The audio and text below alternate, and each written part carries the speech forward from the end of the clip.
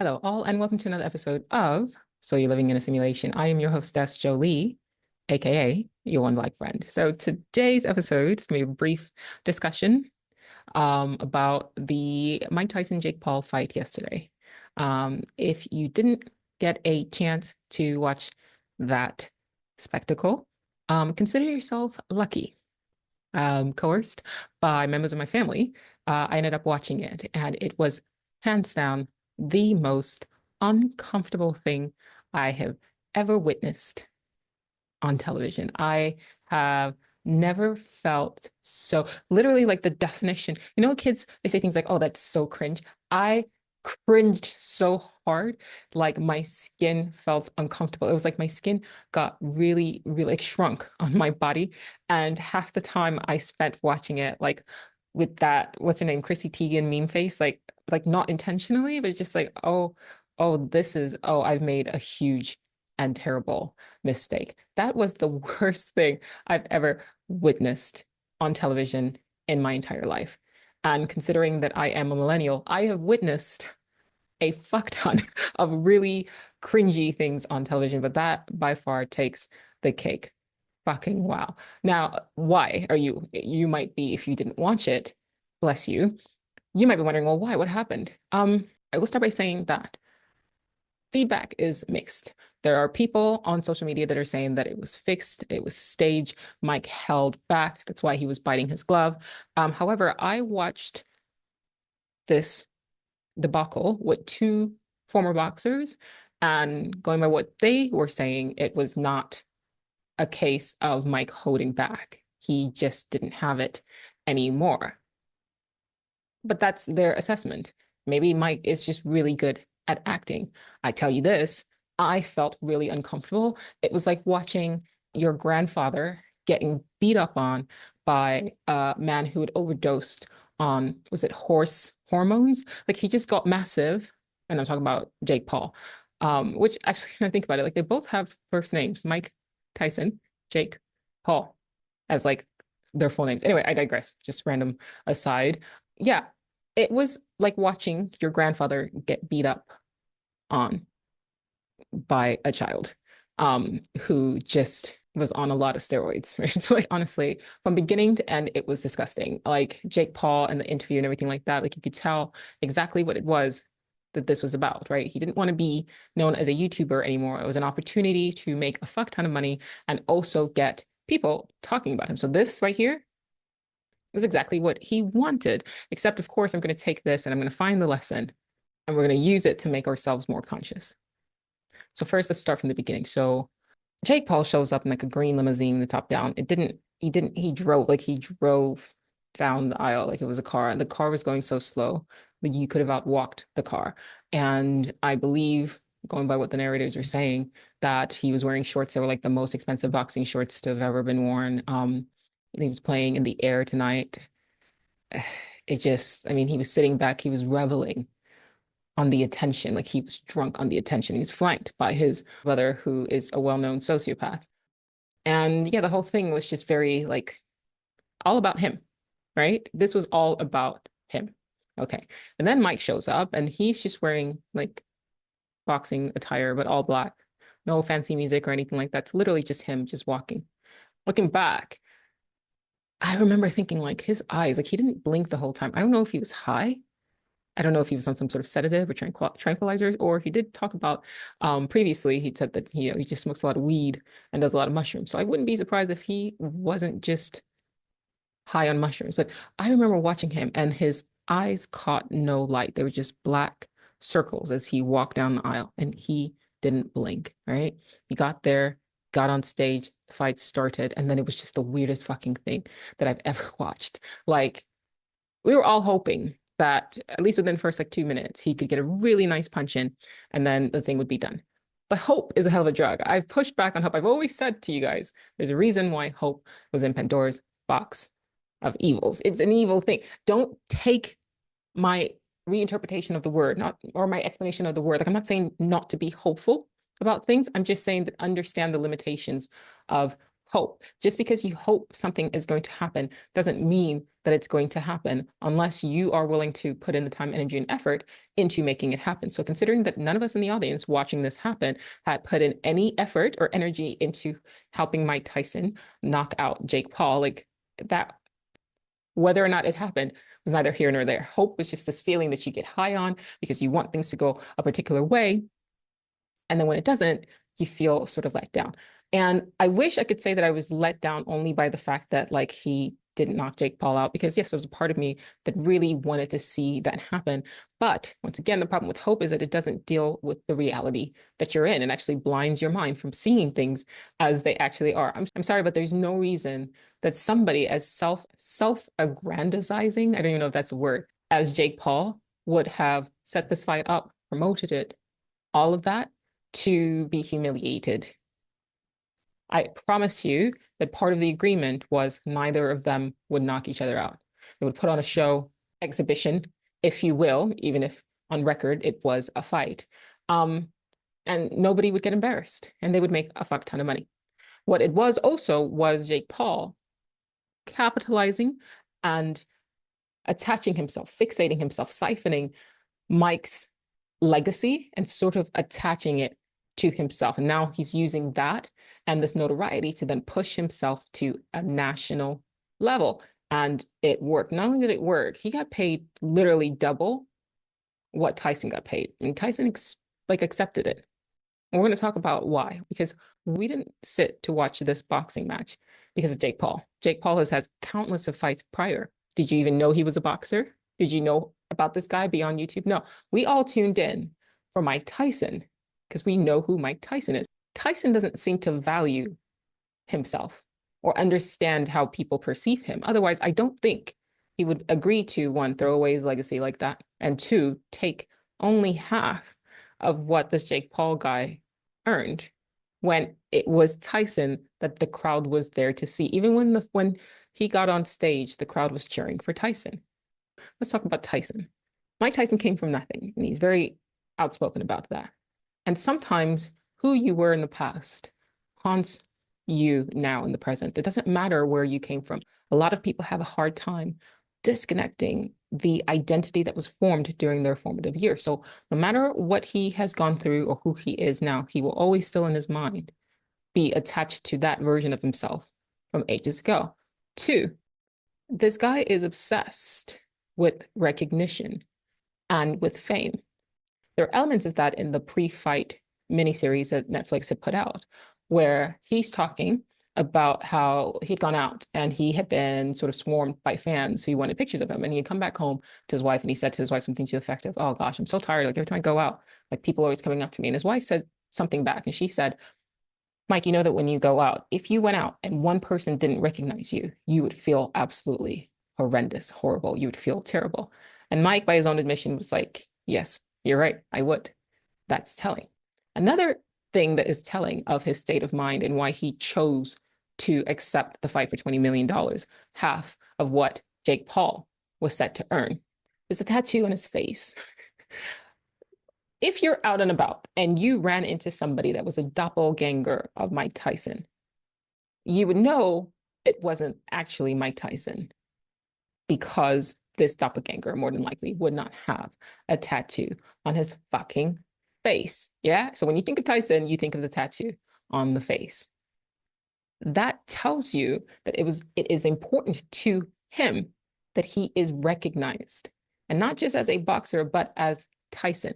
And I don't know if you've ever gotten a tattoo. I've not, but I've heard people talk about it. It's very painful. And I imagine getting a tattoo on your face sets you aside from probably 99% of humanity. So not only are you going to go like, "Oh, yeah, that's Tyson," but that's definitely Mike, Killer Mike, the beast, the villain that he was known for in the past.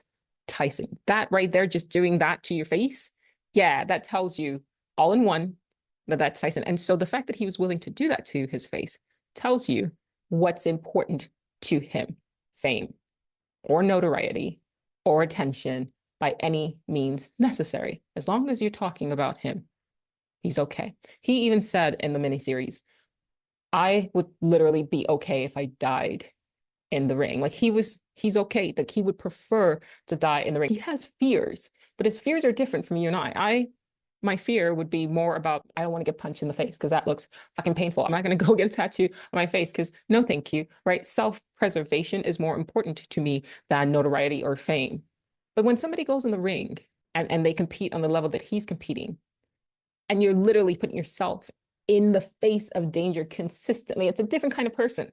It's a different kind of person. And also a different kind of person that would accept at 58 to get in the ring. Staged or not, those punches weren't fucking fake. Like he was still getting punched in the face. He was just gone. Like I don't even think he was there. But what did he get? He got you and I talking about it. He got to be on Netflix. He got to be on an international stage. I had friends in the UK that actually set alarm to wake up to watch the fight, non-fight. Okay. That's what he gets at 58 years old. How many opportunities will he have to do what he did one more time? That's been his life. So I feel personally that yes, the money mattered, but it was more important the opportunity to be relevant once more. People who are saying he could have knocked him out at any point in time, not what I was watching. I mean, like, not what I was watching. Maybe he would have been able to get lucky and get something in. I mean, it's there's something to be said about muscle memory. I remember there was a video I watched a long time ago about an older woman who had dementia. She used to be a ballerina when she was younger. And so her family would play the music that she danced to in like her 20s and 30s. And she was like 90 at the time. And she would get up and the body would just move on its own. So people are taking that, right? Like even his body. I remember my brother-in-law who was watching it was saying that, well, he certainly looks a lot more fit than he actually is. And I was like, yeah, that's just because he's black. Like, and that's also years of that's muscle memory, like sustained in the body. I feel like you do something you do enough times and then you just look fit. Like people keep asking me, for example, what do I do to work out? And I'm like, I don't like I'm this is just genetics, really. So taking little clips of him, almost getting Jake Paul, you're missing the fact that Jake Paul threw a lot of punches. Jake Paul is like damn near half his age. If he wanted to, he could have. And even the crowd was like uncomfortably quiet. They weren't cheering. If you watch the camera sort of pan, you can kind of see that everyone was thinking the same thing. Like, fuck, I'm now deeply regretting coming here, paying for a ticket, flying here, and now sitting here and watching this happen. Was it staged? Yes. Was it staged in a way that, yeah, Tyson could have beat Jake Paul's ass and he held back because he didn't want to, like, you know, I think Jake Paul held back because he's not trying to be known as a guy who, like, knocked out Mike Tyson. And I think that that's also part of the agreement on both ends. It wasn't actually a fight. What we saw was a conspiracy playing out, and not a conspiracy in the way that you and I have been conditioned to understand the word and then dismiss it. Conspiracy, by definition, it just means a small group of people meet in closed doors and they enact a plan. And then they set that plan into motion. So Netflix, Mike's people, just what's his name? Jake's people all got together and they enacted this plan and terms were made, contracts were signed, and even probably down to how Mike would come out versus how Jake would come out was probably agreed upon to the T. And we were the only people who didn't benefit. We were the only players, the only party that didn't benefit from this whole thing. We wasted our time, we wasted our energy, we wasted our attention. We paid in all of these very valuable things, despite what social media and these media companies want us to believe. Your attention is very valuable. That's why advertisers pay so much money for it. And we just give it away for free. And for what? I understand if a spectacle is entertaining, but that was like worse than entertaining. That was to say that it was worse than entertaining actually is like an understatement. I wasn't even saying anything. That just made me feel gross. I had a friend of mine send me a message and they're saying like, this fight counted as an official fight. And so Tyson is going to basically end his legacy with this loss officially being on his record. Like it was on paper a real fight. And my response to that is that, yeah, that was probably part of the agreement. It wasn't going to be some off paper bullshit because at the end of the day, Jake Paul still wanted something. So just as Tyson wanted the recognition, and the relevance again, and to be in the limelight once more and in the international stage, and to be a fighter, to be seen as that when he hasn't been in like years. I probably didn't think he was. I think in one of the episodes in the miniseries, they were saying that like he had an ulcer that flared up again. I mean, this guy has put his body through a ringer. You don't know what he's going through.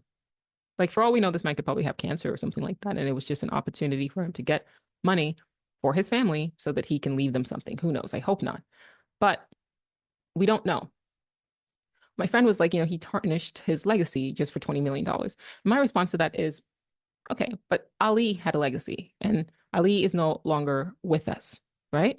And in 50 years, most people won't know who Ali is except for him being a name on a piece of paper. I think it takes a certain level of wisdom to recognize that. So I guess my response is that if I had a legacy, right, as a fighter, and then at the end of my career, like probably 15 years past my prime, I was offered a significant amount of money to come back and do what I love, right? And I still get the recognition, I get the relevance. I'm sure we're going to start seeing him on media, right? Doing the circuits, whatever. And I would get paid $20 million.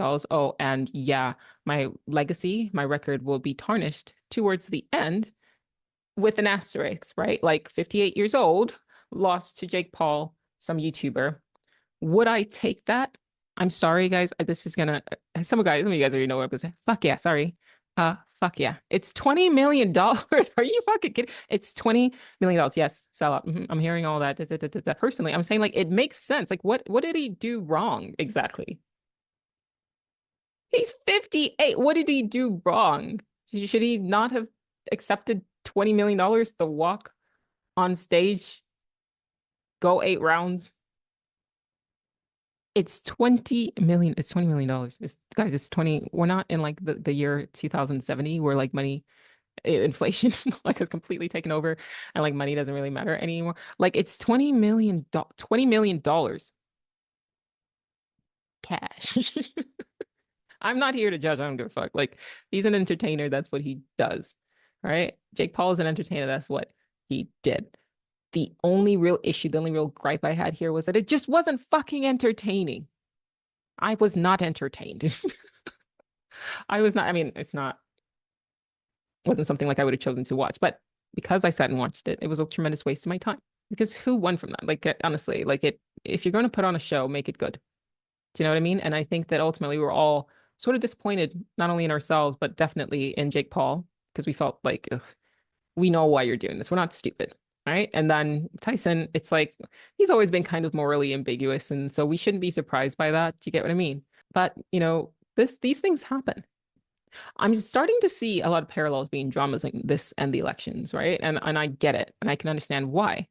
At the end of the fight, I will say this, that Paul was, like he didn't act like a dickhead, but once again, that was probably part of the agreement. They made sure that they didn't just like abandon or like leave Tyson out. Like they interviewed both of them at the same time and asked them questions as they were standing next to each other. So deference and respect was still paid to Tyson when under normal circumstances like that wouldn't happen. Get what I mean? All the world is a stage though. They're all in it. This is all intentional. But at the end there, Jake Paul dons a red hat, flips it back, but we know what the red hat signifies now, right? So he puts on a red hat and he goes, but before I go further, this isn't about the fight. This isn't about anything that's happening right now. Like this is about America. America's back. Yeah, I'm rolling my eyes. America's back, and this is about the police officers and the firefighters and the farmers and the blue collar workers. And I'm like, oh, I see what you're doing here. Okay, so now you're setting up. This is your step, right? You're following the Trump playbook, right? That's what Trump did. He was on Celebrity Apprentice. He was on Home Alone. He was on The Fresh Prince, right? You just kept seeing him. Just kept seeing him. You knew who he was. So that by the time he got to in front of our TVs to say, oh, I'm going to run for president, yeah, you laughed, but you did know who he was. And this is what these people do. Remember, I said your attention is extremely valuable.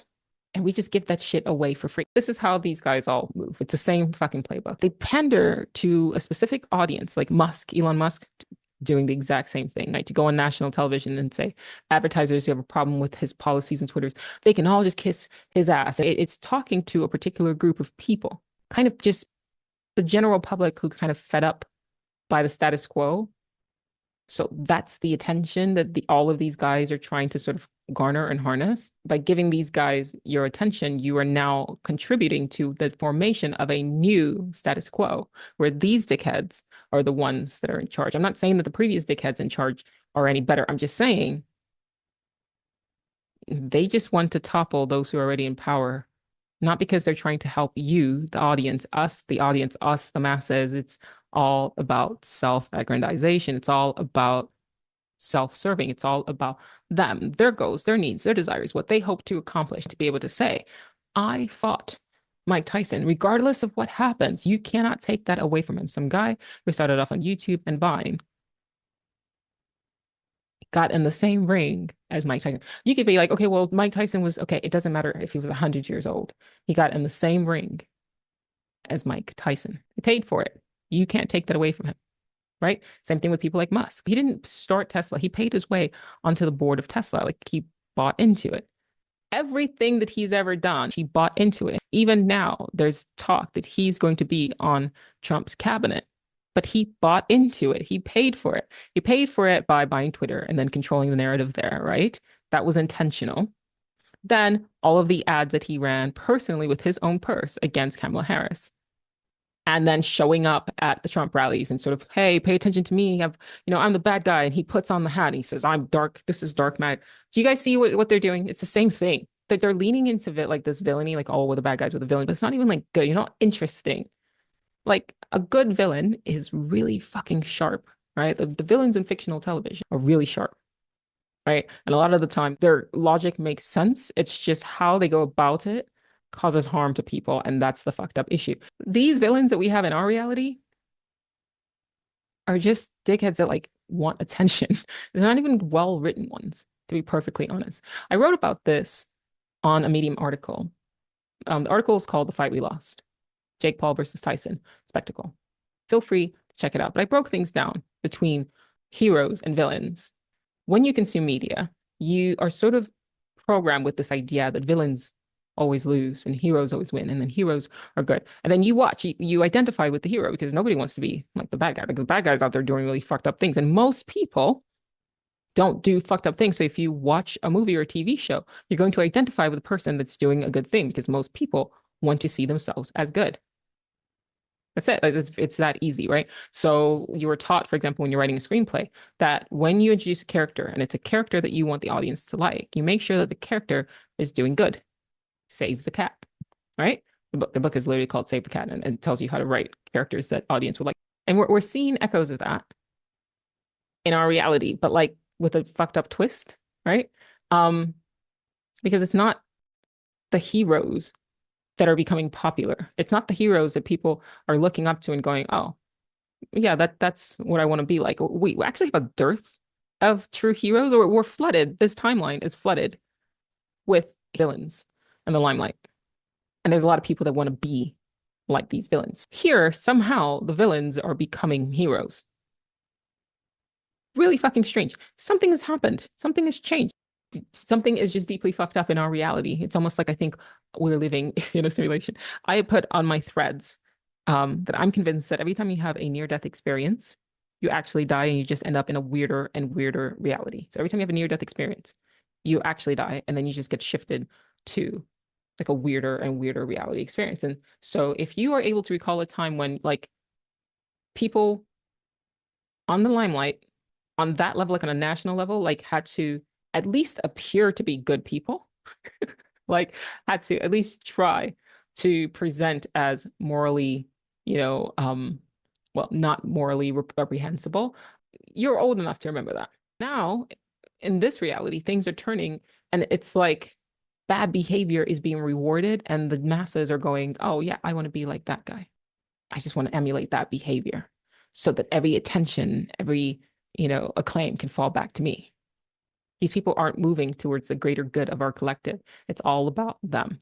We're seeing a rise of narcissists, self-centered individuals who want to garner as much attention and ultimately power as they possibly can. And once again, I keep saying, like, we aren't valuing the power of our collective attention as we bestow our attention to these people. When you listen to them, when you tune into them, when you watch them, when you follow them on social media, when you interact with them, even if you're interacting with them negatively, they're in your mind. It will sit in your subconscious so that when they pop up and show up on a ballot or something else important, it's not that your brain goes, oh, I recognize this person. This is a bad person. Your brain just goes, oh, I recognize this person. And so that familiarity makes it so that you naturally just sort of have a weird affinity to them. And that's what they're doing. That right there is a psychology that they're capitalizing on. They don't care if you hate them or you love them, as long as you know about them and you're talking about them. Because you talking about them means that you know that they exist. And if you know that they exist, then when the time comes, they have the power to further influence your behavior towards their greater goal. That's how this works. So put in my thread. If it's any consolation, I promise you that this is not the worst timeline. It's not. I mean, honestly, think back to dark matter, right? Like this is not the worst. I mean, there are considerably better realities. Absolutely. 100% better realities than the realities we find ourselves in now. But this is not the worst. So I guess take solace in that. I will say this though. If you have in fact died several times and this world is just like a different reality that you've shifted into from a more stable one, or at least one that made more sense, I will say this, things are only going to get weirder. I'll say this again. Things are only going to get weirder. I blame these little black screens.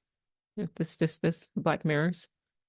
Throwback to that show, but things get strange when you throw in a black mirror. It's just going to get weirder.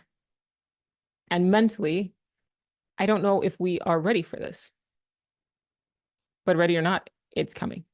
So to go back and sort of wrap up the synopsis, if you can be conscious of these sort of patterns and then call it out when you see it, and by these patterns, I mean like when a small group of people are harnessing the attention of a large group of people in order to move them this way and that.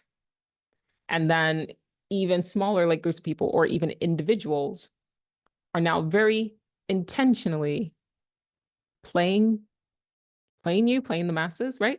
Go back with the whole red hat. I'm talking to the farmers and the police and the firefighters, like all of these blue collar jobs.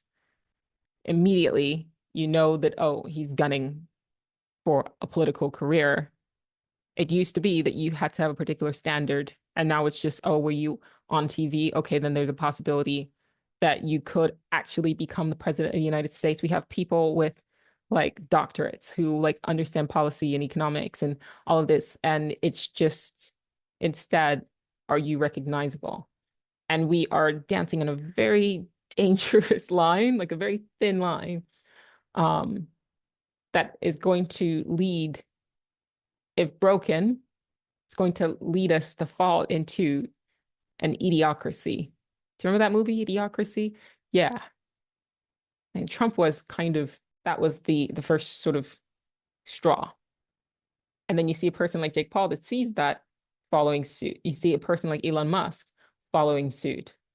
At some point, either this needs to be reversed and the masses, the heroes of the story, go, hey, actually, can we just have like serious professionals determining our fucking lives rather than entertainers that have managed to garner and manipulate the masses? Can we do that? Can we have serious individuals running our country and our lives instead of celebrities?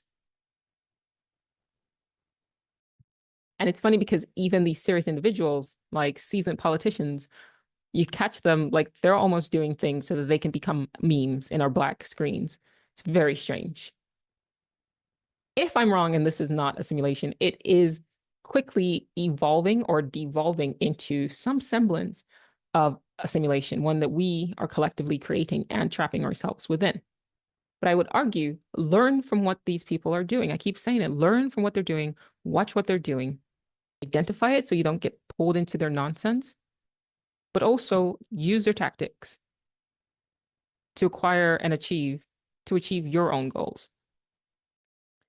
For example, in a since deleted tweet, so I don't really use Twitter, but thread, I guess, I posted, say what you want about Jake Paul. He's a smart guy because he knows he's not liked. He knows he's notorious. He knows that people kind of want to watch him get punched in the face. And instead of wasting energy of trying to change that, he just figured out a way to take that and roll with it. For better or worse, what he achieved last night was genius. It was fucked up, but he's like 20 something years old. How many 20 something year olds do you know are capable of doing what he just did? Is there something for you to learn from that? Because there's so many people, I've said this before, there's so many people crippled by the anxiety of being liked that they're not authentic. And what we watched is a person who honestly just doesn't care. Like he is playing a different game. He's got his own rules. He has an idea of what he wants from life. And he is on a particular trajectory, but he's also going with the flow and adjusting and adapting to things. And he's also putting things out there and seeing what sticks. Say what you want about it. He's getting things done for himself. We sat and watched that. And if you didn't watch it, you're definitely talking about it because, well, it's all over media, right? That's not to idealize him or his behavior. Clearly, it's to say, learn from that. Like I said in the past episode, you had Trump, all of the things that he had gone through to the point where he's a convicted felon. People keep saying like, and Republicans sat and they voted in a convicted felon. And I'm like, the only people that seem to be affected by the fact that he is a convicted felon are the people who didn't vote for him. He just needed to get more people to vote for him, and he needed to get people to not care about that so that they would vote for him. He didn't, it didn't work. Like the trick of, oh, if he's a convicted felon, like I think that was their playbook. Like, well, if we could just convict him, then people would think, oh, this is a bad guy, and then they're not going to vote for him. And I'm like, you guys, we're not in that reality anymore, guys. Yeah, this is a different reality where villains are literally like elevated. Shit's different here. If anything, you just kind of made him appear cooler to more people.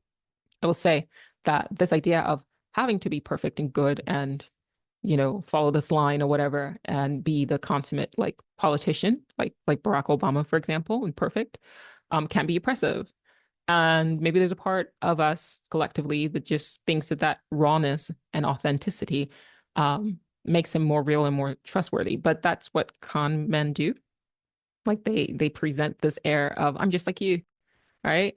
I'm not perfect. I'm not putting on airs. Like I'm not this, whatever. I'm just like you, right? And then that's how they get you to follow them. It's the playbook never changes. It's just the same. I'm a common man just like you. It's the same playbook. It doesn't change. And they'll keep using it until it doesn't work anymore. But it won't work anymore if we start recognizing it and not play into it. If there's something like this that were to happen again, I don't think it would. I mean, I don't know any other aging iconic boxers or celebrity dickheads that, I'd want to watch in a spectacle, but we will start seeing similar themes popping up.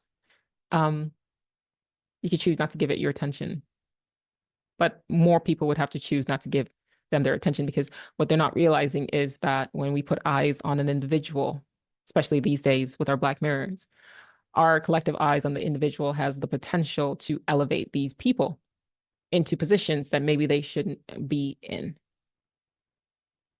And so it goes. Okay, well, it's important when these things happen to take the lesson so that they, didn't happen in vain.